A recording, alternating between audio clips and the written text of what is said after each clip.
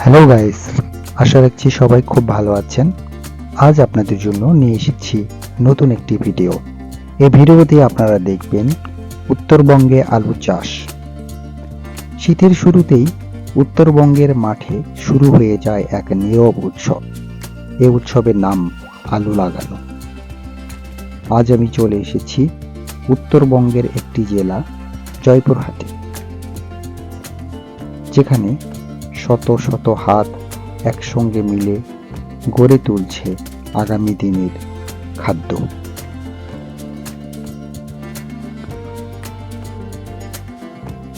জয়পুরহাট জেলা আলু চাষের জন্য বিখ্যাত। এই এলাকার মাটি, আবহাওয়া সব মিলিয়ে আলু চাষের জন্য আদর্শ। আজ আমরা দেখব কিভাবে একসঙ্গে অনেক মানুষ মিলে আলু লাগান।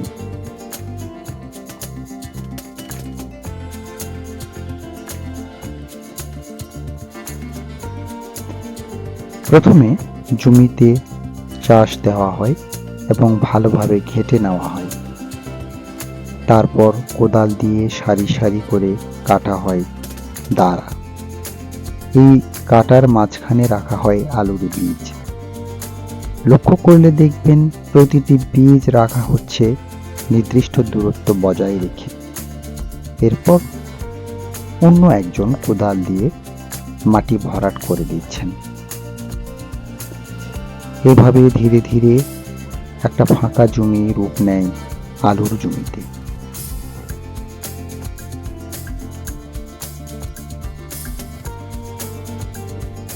এখানে সবচেয়ে সুন্দর বিষয়টা হলো দলবদ্ধ শ্রম।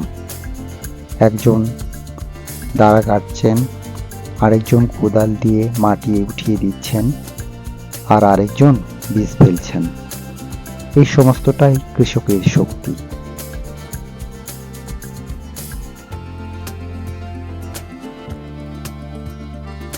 দূর থেকে তাকালে মনে হয় যেন প্রকৃতি নিজেই কোনো নকশা এঁকেছে।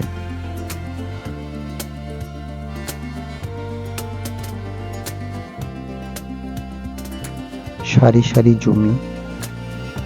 এই দৃশ্য দেখলে বোঝা যায় কৃষিকাজ শুধু পরিশ্রম নয়, এটা এক ধরনের শিল্প।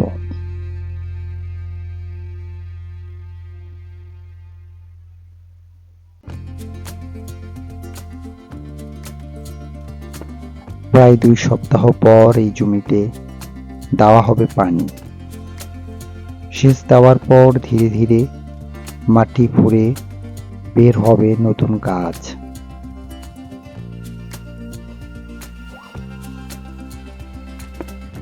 দেখুন, একটি কৃষি জমিতে মাটি দিয়ে ভরাট করার পরে, এই দাঁড়াগুলো ভরাট করার পরে দেখতে কত সুন্দর লাগছে।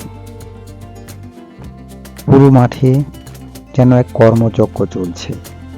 এই জমিতে আর কিছুদিন পরেই দেখা দেবে নতুন গাছ, আর এই নতুন গাছ থেকেই তৈরি হবে আগামীর সম্ভাবনা নতুন আলু।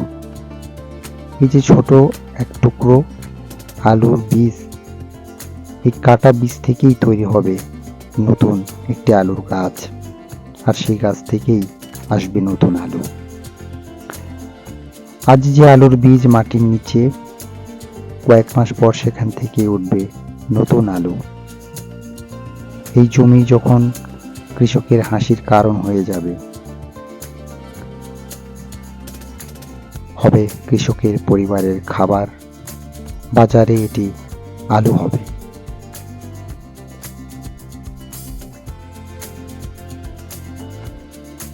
দেখুন কত সুন্দর করে এই বীজগুলোর উপরে মাটি উঠিয়ে দেওয়া হচ্ছে।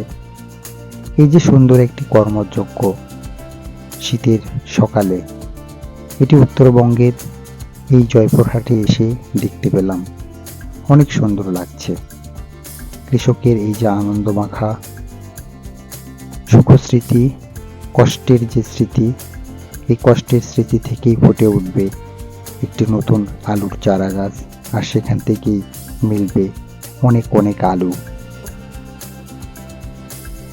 ভ্রমণ মানেই শুধু পাহাড় সমুদ্র নয়, গ্রামের মাঠ, কৃষকের ঘাম, এই জীবনও ভ্রমণের গল্প হতে পারে। আজ এই গল্পগুলোই আমাদের শিকড়ের গল্প। যখন আমরা বাজার থেকে আলু কিনি তখন এই পরিশ্রমটা চোখে পড়ে না। আজকের এই ভিডিওটা সেই অদেখা শ্রমের প্রতি ছোট্ট এক সম্মান। ভিডিওটি ভালো লাগলে লাইক দিন, গ্রামীণ বাংলাদেশকে ভালোবাসলে সাবস্ক্রাইব করুন, আর এমন আরও গল্পের জন্য পাশে থাকুন। আজকে তাহলে এ পর্যন্ত। দেখা হবে নতুন আরেকটি ভিডিও নিয়ে, নতুন আরেকটি ব্লগ নিয়ে আগামী কোনো দিন। সেই প্রত্যাশা রইল।